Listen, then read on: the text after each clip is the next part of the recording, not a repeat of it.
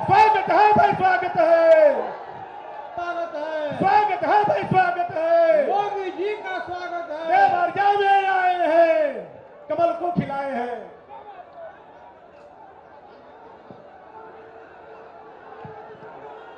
अब मंच पर हम लोगों के उत्तर प्रदेश सरकार के पूज्य योगी आदित्यनाथ महाराज पधार चुके हैं। मैं अब मंच पर सीधे माननीय सूर्य प्रताप शाही जी और हमारे प्रत्याशी शशांक मणि जी शाही जी स्मृति चिन्ह देकर भेंट करेंगे। और जितेंद्र प्रताप राव के जो लड़के हैं, 9 मतदाता हैं, सृजन राव जी को चाहूंगा पहली बार मतदान कर रहे हैं, वो भी स्वागत करें माननीय शाही जी का। 9 मतदाता हैं। स्वागत है भाई, स्वागत है। बोलिए भारत माता की। अब मैं जिसके लिए पूज्य योगी आदित्यनाथ जी महाराज माननीय देश के प्रधानमंत्री नरेंद्र भाई मोदी जी के नेतृत्व में शशांक मणि त्रिपाठी जो इस लोकसभा के प्रत्याशी हैं, मैं सीधे चाहूंगा कि आप आइए और सभा को संबोधित करिए। मैं भी एक रामायण भी भेंट करूंगा।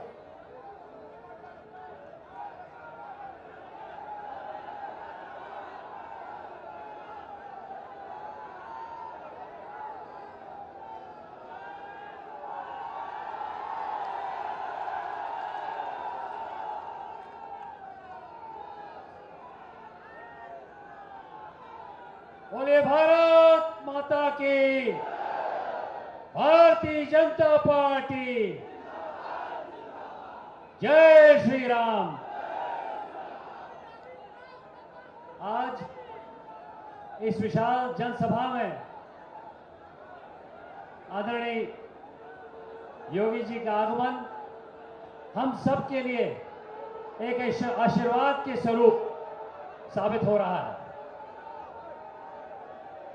आप महाराज जी, आप यहां पर आए हैं, आपके लिए ये जन सैलाब आपका आशीर्वाद लेने आया है। मैं आपका आशीर्वाद लेता हूं और मुझे पूरा विश्वास है कि इसके बाद हमारे चुनाव की गति और दिशा एक अलग हो चुकी होगी। आदरणीय मेरे परिवार के सदस्य डॉक्टर रमापति त्रिपाठी, आप मेरे साथ हर समय चले हैं। आपकी उपस्थिति यहाँ पर भी मेरे लिए बहुत बड़ा आशीर्वाद है। मेरे अभिभावक और यहाँ के विधायक श्री सूर्य प्रताप शाही जी, आपकी मार्गदर्शन में मैं आपकी विधानसभा में निरंतर परिश्रम कर रहा हूँ। हमारे देवरिया सदर के विधायक शलभ जी, रामपुर कारखाना के विधायक सुरेंद्र जी, फाजिल नगर के विधायक सुरेंद्र कुशवाहा जी, यहाँ पर हमारे यशस्वी जिलाध्यक्ष भूपेंद्र जी, जेपी शाही जी, संतराज जी, अलका सिंह जी, रितु शाही जी और सम्मानित मंच। दोस्तों, आज हमारे बीच हमारे प्रदेश के मुख्यमंत्री ही नहीं हैं। गोरखपुर और देवरिया के बगल में एक बहुत बड़ा पीठ है, उसके हमारे रक्षक हैं। यदि हमें 2 प्रकार की रक्षा मिल रही है, एक उत्तर प्रदेश के मुख्यमंत्री होने के नाते और एक गोरखपुर और देवरिया आपका आंगन ही है, तो इसलिए भी आप हमारी रक्षा करते रहते हैं, इसलिए बहुत बहुत साधुवाद। दोस्तों, पिछले 7 साल से जब से महाराज जी ने अपने प्रदेश की कमान संभाली है, तब से हर तरफ से विकास हुआ है। पहले सत्र में हम लोग एकदम सुरक्षित हो गए थे। राष्ट्र की तरह देश में और प्रदेश में जो सुरक्षा का वातावरण बना, उससे हर प्रकार के विकास हुआ। और दूसरे सत्र में आते आते हम लोग 1 ट्रिलियन इकोनॉमी की तरफ आदरणीय योगी जी के नेतृत्व में बढ़ रहे हैं। और उसमें दोस्तों मैं बताना चाहता हूं और योगी जी को बताना चाहता हूं कि हम लोग देवरिया में भी आपके साथ चल रहे हैं। उद्यमिता और रोजगार के लिए जो हम लोग प्रयास यहाँ कर रहे हैं, वो $1 ट्रिलियन इकोनॉमी में बहुत बहुत बड़ी भूमिका निभाएगा। मेरा पूरा विश्वास है इसके लिए। लेकिन दोस्तों, आज हम एक चुनाव के कगार पे खड़े हैं और ये चुनाव मुख्यतः 2 बिंदुओं पर आधारित है। सर्वप्रथम पिछले 10 साल का अलौकिक विकास, जिसमें आदरणीय मोदी जी ने, अपने देश के प्रधानमंत्री जी ने हर प्रकार के विकास का प्रयास किया और उसमें सफल रहे हैं। और दूसरा, अगले 25 साल में एक विकसित भारत का संकल्प, जिसके लिए हम लोग यहाँ पर खड़े हुए हैं। और इसके विरोध में जो पार्टी हमारे सामने खड़ी हुई है, न तो विकास की धारणा है, बस है किस्सा कुर्सी का। एक दूसरे के पीछे लगे हुए हैं ताकि वह अपनी कुर्सी बचा सकें। कोनो में सकारात्मक सोच नहीं बा। उसके विरुद्ध पिछले 10 साल से हम लोगों ने पूरे देश में अनेक प्रकार की उपलब्धियां हासिल की, चाहे वो स्वच्छ भारत अभियान हो, जल जीवन मिशन हो, अंतरिक्ष में चंद्रयान को भेजना हो जिसमें मेरी भी सहभागिता थी, चाहे हमारी रक्षा का एक प्राविधान हो। हर तरह से हम लोगों ने आगे बढ़े हैं। आदरणीय मोदी जी के और योगी जी के नेतृत्व में हम लोगों ने 22 जनवरी को एक अलौकिक एक राम मंदिर का निर्माण, जो 500 साल से एक सौगात थी, वो हमें दी गई है। 370 का निवारण हुआ। लेकिन दोस्तों, यह सिर्फ राष्ट्र और प्रदेश स्तर पर नहीं हुआ। यहां पर इस क्षेत्र में देवरिया में कलराज जी के द्वारा मेडिकल कॉलेज खोला गया। डॉक्टर रमापति जी, राम त्रिपाठी जी के द्वारा बाईपास, जिसकी स्वीकृति अभी कुछ ही दिनों पहले पूरी तरह हुई है। विकास यहां भी आ रहा है। सूर्य प्रताप शाही जी के नेतृत्व में आपके पत्थरदेवा में ITI कॉलेज खुलने वाला है। तो दोस्तों, इस विकास की धारा को आगे बढ़ाने के लिए 1 जून को आपको फिर से आदरणीय मोदी जी को तीसरी बार प्रधानमंत्री बनाने का संकल्प लेना पड़ेगा। लेकिन इसी के साथ साथ दोस्तों, अगले 25 साल का भी संकल्प है। यही समय है, सही समय है। यही प्रधानमंत्री जी हम सब बोलते हैं। और इसके लिए मैं समझता हूं कि आने वाला 1 जून का चुनाव बहुत बहुत महत्वपूर्ण है।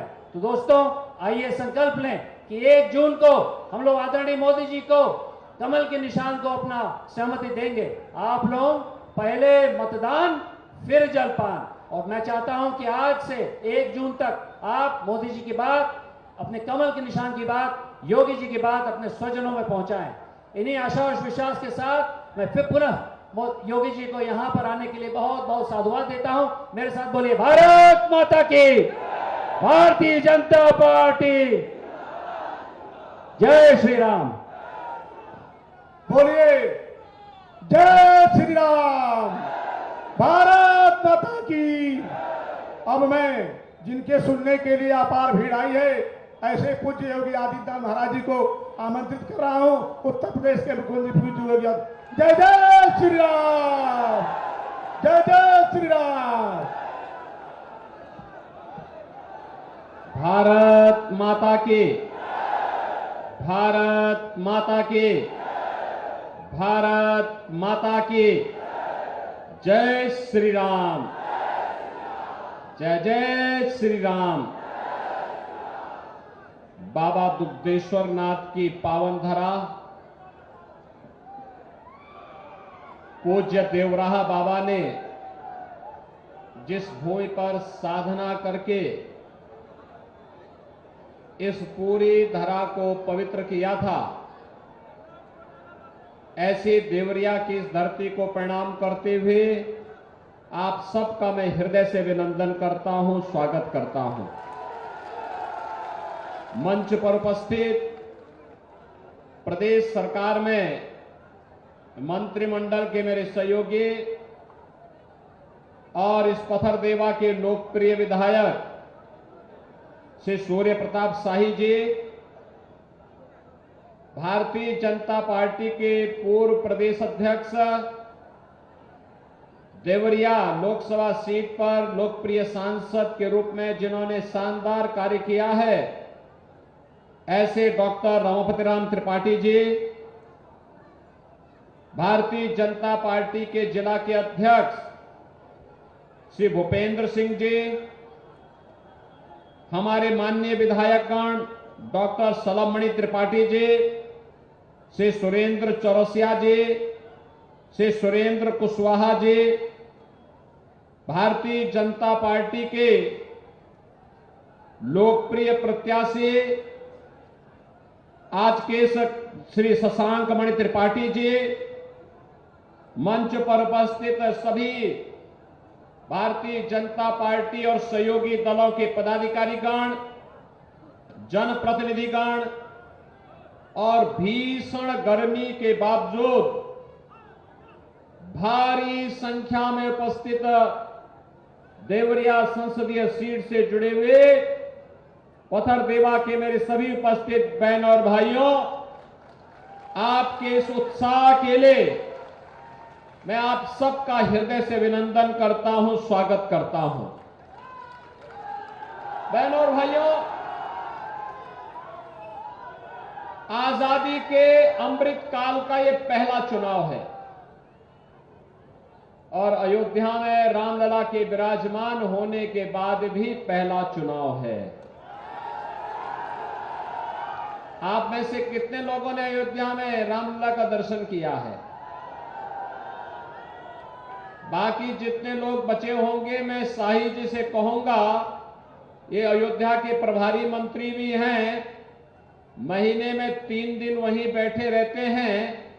एक बार पूरी पथरदेवा और देवरिया को ले जाकर के अयोध्या में रामलला का दर्शन करवा करके भंडारा भी छकवा देना। सहमत है ना सब लोग? देखो, अयोध्या में रामलला को विराजमान करने का काम मोदी जी के नेतृत्व में हुआ है। बहनों और भाइयों, कांग्रेस और समाजवादी पार्टी तो कहती थी राम हुए ही नहीं, और समाजवादी पार्टी ने तो अयोध्या में राम भक्तों पर गोलियां चलाई थी। अभी कांग्रेस के एक बुद्धिदाता कहते हैं कि भारत के अंदर राम मंदिर का निर्माण नहीं होना चाहिए था, और समाजवादी पार्टी के एक नेता कहते हैं कि राम मंदिर बेकार बना है। मुझे देख के आश्चर्य होता है इनकी बुद्धि और इनके विवेक पर। अरे भारत के अंदर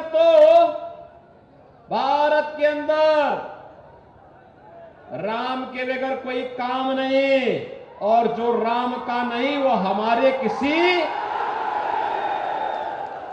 जो राम का ही नहीं वो हमारे किसी काम का होगा क्या? अरे यहां तो जन्म से लेकर के जीवन की अंतिम यात्रा तक राम ही हमारे साथ होते हैं, और फिर भी कहते हैं राम मंदिर बेकार बना है। क्या आप इसको स्वीकार करेंगे क्या इसको स्वीकार करेंगे क्या?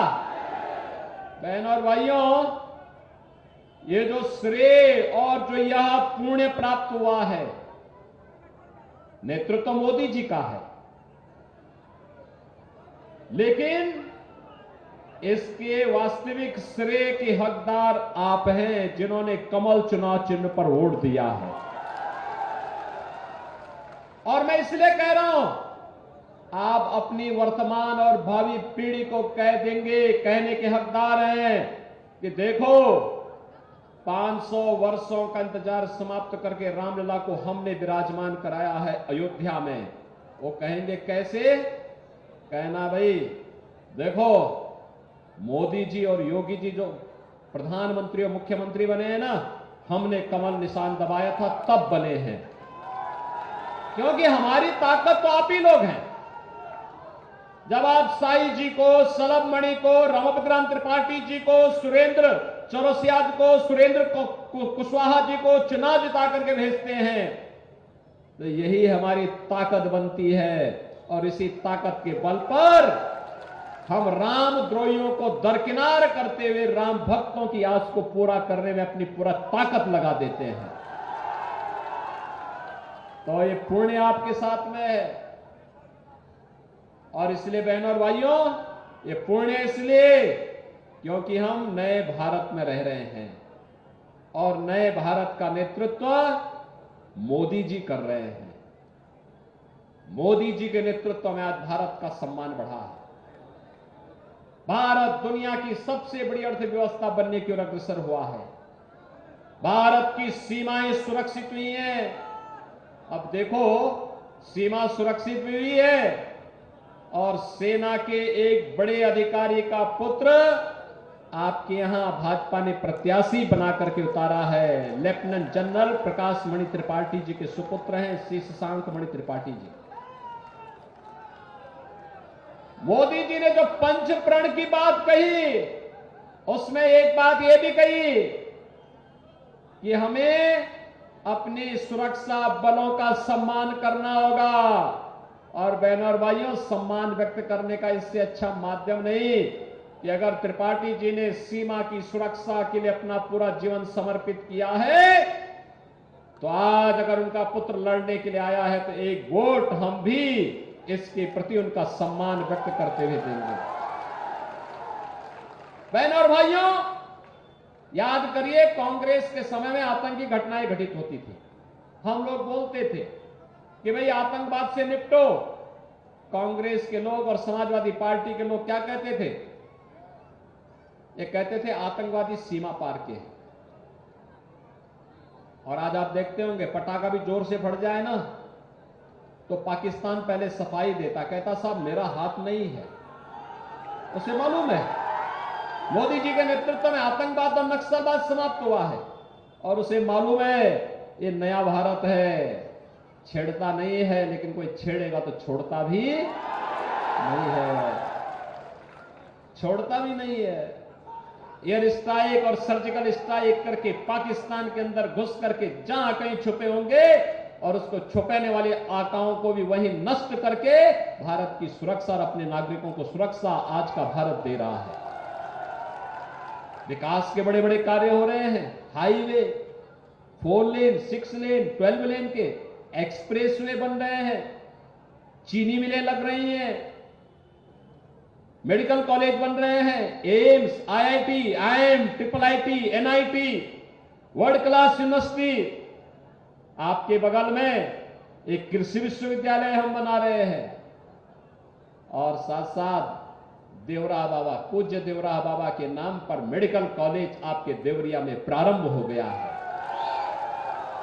बहनों और भाइयों, कोई सोचता था देवरिया में मेडिकल कॉलेज बनेगा? कोई सोचता था क्या? आज तो बन गया ना। कोई सोचता था कि गोरखपुर में एम्स बनेगा? आज बन गया ना। ये भाजपा के कारण ही हुआ है। और बहनों और भाइयों, विकास भी है, अब तो हर घर नल की योजना भी है, नल पर जल भी है, शुद्ध पेयजल, इंसेफ्लाइटिस समाप्त। देखो यूपी में हम लोगों ने 2 काम बखूबी किया है। प्रभु राम को विराजमान करने के लिए पूरी ताकत लगाई। प्रभु राम 500 वर्षों के बाद विराजमान हो गए। माफिया का राम नाम सत्य है किया है, और इंसेफ्लाइटिस को भी समाप्त किया है। इंसेफ्लाइटिस समाप्त हुआ है ना। मासूम बच्चे मरते थे, गरीबों के, दलितों के, ये सब बच्चे इसी सीजन में जैसे ही जून समाप्त होता था, हर घर में, हर जनपद में एक विचलन पैदा होती थी। लोग चिंतित होते थे, पता नहीं इस कमबख्त बीमारी से कौन बच्चा चपेट में आ जाए। लेकिन बहनों और भाइयों, आज आपके आशीर्वाद से बीजेपी की सरकार प्रदेश में और केंद्र में बनी, इंसेफ्लाइटिस समाप्त। अब कोई मासूम चिकित्सा सुविधा के भाव में दम नहीं तोड़ सकता है। बीमारी ही नहीं आएगी, न रहेगा बांस, न बजेगी बांसुरी। बहनों और भाइयों, यह भी किया गया। और गरीबों के लिए तो आप सोचो, यह समाजवादी पार्टी और कांग्रेस के समय में गरीब भूख से मरता था, आज 80 करोड़ लोगों को फ्री में राशन। पहले बीमारी की चपेट में हर व्यक्ति आता था क्योंकि गंदगी होती थी। आज 12 करोड़ घरों में शौचालय का निर्माण। आज आप कहीं जाइए, 60 करोड़ लोग 5 लाख रुपए की आयुष्मान भारत के कार्ड की सुविधा प्राप्त कर रहे हैं। वे देश के अंदर कहीं भी जाकर के अपना उपचार करा सकते हैं। और मोदी जी ने कहा है 4 जून को जब फिर एक बार मोदी सरकार आएगी, क्या आएगी फिर एक बार, तो 70 वर्ष से ऊपर के हर एक व्यक्ति को प्रतिवर्ष 5 लाख रुपए की स्वास्थ्य बीमा उपलब्ध कराएंगे। ठीक है ना। किसान को किसान सम्मान निधि मिल रहा है, घर घर में शौचालय बन गए हैं, रसोई गैस के कनेक्शन फ्री में मिल गए हैं। पहले कांग्रेस के समय क्या होता था, रसोई गैस के कनेक्शन ही नहीं मिलते थे, और अगर किसी ने ले लिया और त्योहार और पर्व के दिन, पर्व और त्योहार के दिन रसोई गैस समाप्त, तो घर का जो मर्द होता था वो रसोई गैस का सिलेंडर लेके जाता था, सिर पे रख करके जाता था, एजेंसी में खड़ा होकर कहता था भाई घर में रसोई गैस नहीं है, घर में कोई भोजन नहीं बन पाएगा, पकवान नहीं बन पाएंगे, अतिथि आए हुए हैं। तो रसोई गैस तो नहीं मिलती थी, पुलिस का डंडा जरूर मिल जाता था। और अगर खाली वह व्यक्ति घर आता था तो घर में बेलना की मार अलग से खाता था ना? खाता था ना? क्यों साई जी, होता था ना ये? हैं भाई, आप में से बहुत सारे लोग इसके गवाह हैं। लेकिन आज तो मेहमानदारी भी अच्छी हो दे रही है, क्योंकि गरीबों के घर बन गए हैं, बिजली का कनेक्शन भी मिल गया है, रसोई गैस भी आ गया है, और यहां पे तो हमने ये भी किया है कि होली और दीपावली में उस हर परिवार को फ्री में एक भरा हुआ सिलेंडर भी उपलब्ध करवाएंगे। ये साई जी ने ही दबाव बनाया था, ये सलम मणि वगैरह यही दबाव बनाए थे, कहा होली दीपावली हमारे प्रमुख पर्व है, फ्री में दो एक सिलेंडर भर करके। और बहनों और भाइयों, हम दे रहे हैं। और मोदी जी ने कहा है 4 करोड़ गरीबों के घर बन गए हैं, बाकी जो बचे हैं आपको मैं कह रहा हूं, आप उनका रजिस्ट्रेशन करवा दीजिए, कच्चा घर होगा जिसका, सबको एक मकान उपलब्ध करवा देंगे। बहनों और भाइयों, सुरक्षा भी, सम्मान भी, विकास भी, गरीब कल्याण भी, विरासत भी और विकास भी, आस्था का भी सम्मान है। एक तरफ भारतीय जनता पार्टी मोदी जी के नेतृत्व में सब कर रही है, ये जो सब कुछ जो दिया है, क्या किसी का चेहरा देख करके, क्या किसी जाति देख करके, क्या एक ही मंत्र था, सबका साथ, सबका साथ, सबका विकास। और दूसरी तरफ कांग्रेस और समाजवादी पार्टी का गठबंधन। बहनों भाइयों, मैं आपको बताना चाहता हूं, जब भी ये गठबंधन होता है 2 लड़कों की, ये बड़ा अनर्थकारी है। जब भी बनता है आतंकी घटनाएं घटित होती हैं। याद करिए, समाजवादी पार्टी की सरकार प्रदेश में थी और केंद्र में कांग्रेस की सरकार। अयोध्या में रामलला के मंदिर पर हमला हुआ था, काशी में संकट मोचन मंदिर पर हमला हुआ था। अखिलेश यादव ने मुख्यमंत्री बनने के बाद सबसे पहला काम क्या था? आतंकवादियों के मुकदमों को वापस लेने की कार्रवाई को हस्ताक्षर किए थे, वो तो न्यायालय ने रोक दिया था। बहनों और भाइयों, दूसरा, ये जब भी हुआ, ये तो खारिज हो चुके हैं पहले, 14 में, 17 में, 19 में, 22 में। ब्रांड नया बनाया है, लेकिन माल पुराना ही है, इनका भी कुछ भी नया नहीं है, नए नाम से आ गए हैं। जनता जिसको खारिज कर चुकी है, केवल बाहर का लेपन लगा करके फिर से ये लोग आकर के जनता को गुमराह करेंगे। क्या कह रहे हैं? झूठ क्या बोलेंगे? कहेंगे कि आरक्षण बीजेपी समाप्त कर देगी। अरे मोदी जी 10 वर्ष से प्रधानमंत्री है, मोदी जी ने बाबा साहब भीमराव अंबेडकर का सम्मान किया। बाबा साहब भीमराव अंबेडकर के पंच तीर्थों का निर्माण मोदी जी के समय में हुआ है।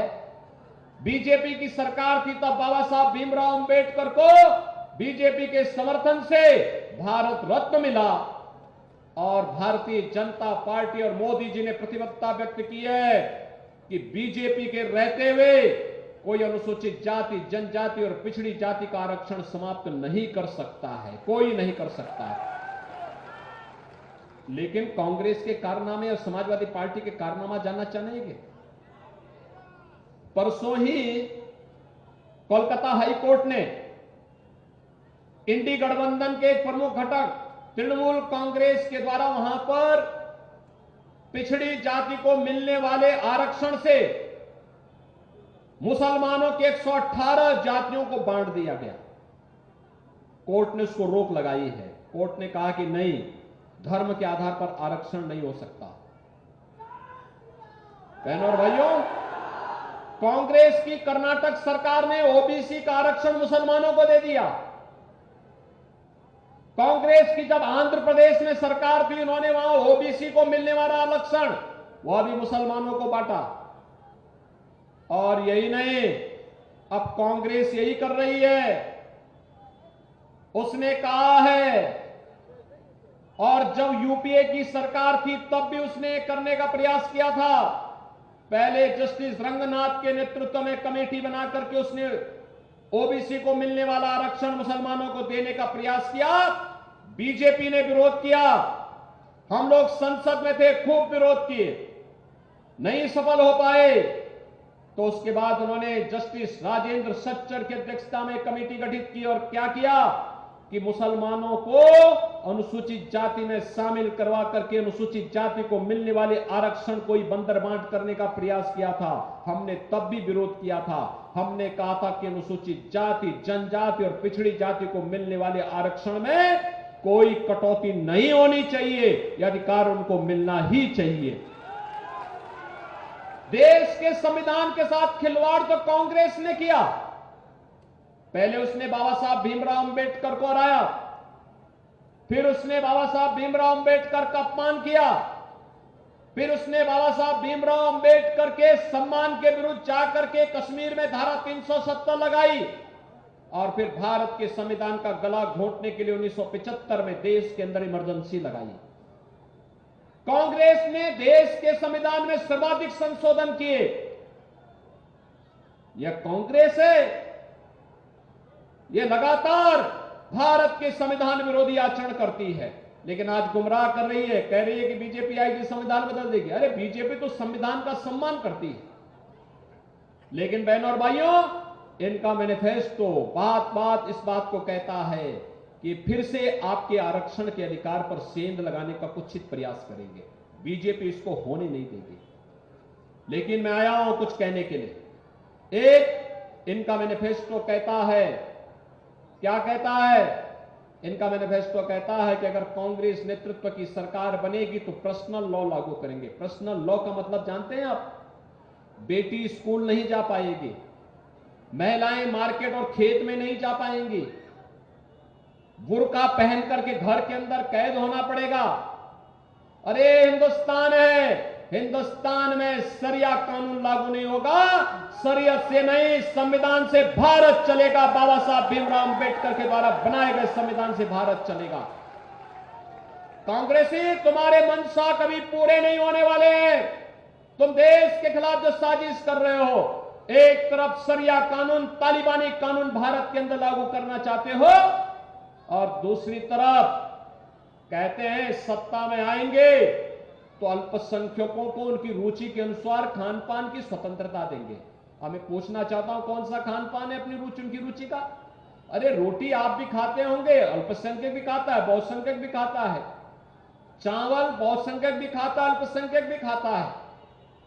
दाल और सब्जी बहुसंख्यक भी खाता है, अल्पसंख्यक भी खाता है। लेकिन एक जगह पे आके थम जाती है। थम तब जाती है जब अल्पसंख्यक कहता है कि मैं गौ हत्या करूंगा, गौ मांस खाऊंगा, तो हिंदू कह पड़ता, खड़ा होकर कहता है जन्म जन्म का नाता है, गाय हमारी जन्म जन्म का नाता है, गौ माता को कटने नहीं देंगे, देश को बंटने नहीं देंगे। ये हर भारतीय का संकल्प होना चाहिए। और कांग्रेस कह रही है हम गौ कसी करवाएंगे।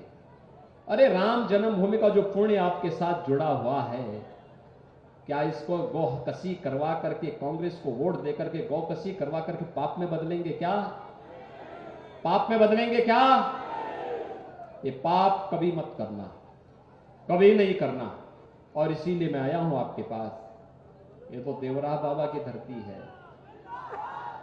पूज्य देवरा बाबा ने कहा था, उन्होंने कहा था जब तक भारत की धरती पर गौ हत्या होगी भारत प्रगति नहीं कर सकता। और इसीलिए उत्तर प्रदेश में अगर हम सफल हुए हैं आज, तो मैंने सबसे पहले दिन क्या काम किया था? स्लॉटर हाउसेस सब बंद करवा दिए। मैंने कहा कोई स्लॉटर हाउस नहीं चलना चाहिए, जीव हत्या नहीं होगी, और अगर किसी ने किया तो उसको फिर उठा के बंद कर देंगे उसी स्लॉटर हाउस में। और बहनों और भाइयों, आज उत्तर प्रदेश में शांति है, सौहार्द है, दंगा नहीं होता है।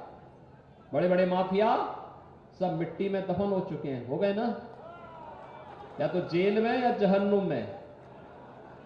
जेल जाने का रास्ता ही नहीं है, ऊपर जाने का रास्ता ही नहीं है। और इसीलिए आए हैं आपसे कहने के लिए, कमल खिलाएंगे ना देवरिया में? जो देश की आवाज है उस आवाज के साथ जुड़ेंगे। पूरा देश बोल रहा है, क्या बोल रहा है? फिर एक बार और अब की बार 400 पार के लक्ष्य में देवरिया को लेके आएंगे ना? आएंगे? श्री शशांक मणि त्रिपाठी भारी बहुमत से विजयी बनकर के जाएंगे, भारी बहुमत से।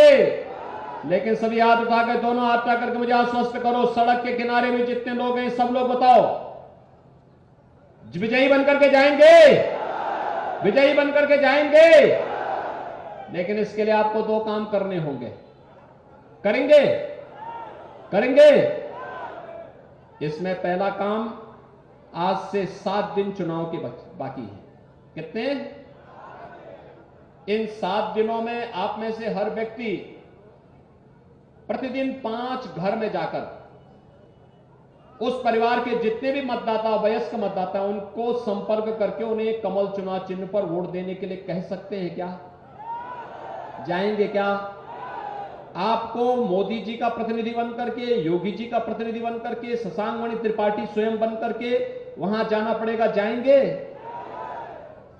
और बोलना, आत्मनिर्भर और विकसित भारत के लिए, राम राज्य की परिकल्पना को साकार करने के लिए हमें फिर से मोदी जी के नेतृत्व में सरकार बनानी है। बोलेंगे, घर घर जाएंगे, घर घर जाकर के कमल खिलाने का काम करेंगे, करेंगे ना?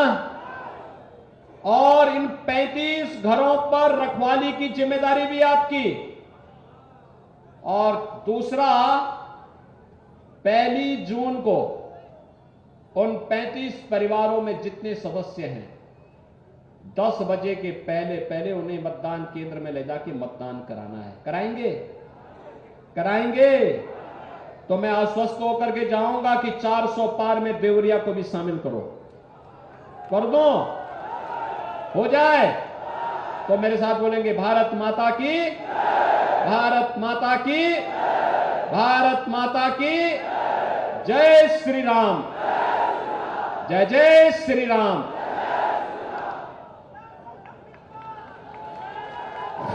बहुत बहुत धन्यवाद पूज्य योगी आदित्य महाराज जी का। आप लोगों ने सभा को सुना, तो हाथ उठाए, जय जय श्री राम, कमल निशान, मोदी जी, योगी जी। अब इस सभा को समाप्त किया जाता है। धन्यवाद।